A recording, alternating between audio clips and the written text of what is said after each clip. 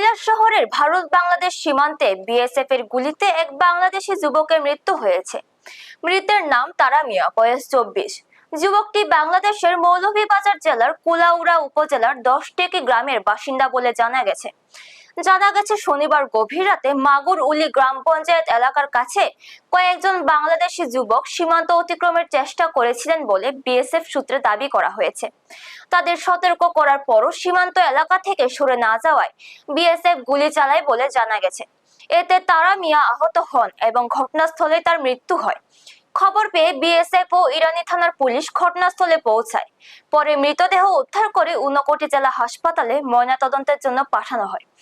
বর্তমানে মরদেহ হাসপাতালের মর্গে রাখা হয়েছে। ঘটনাকে ঘিরে সীমান্ত এলাকায় চাঞ্চল্য ছড়িয়েছে। ব্যুরো রিপোর্ট, নিউজ তৎকাল 24।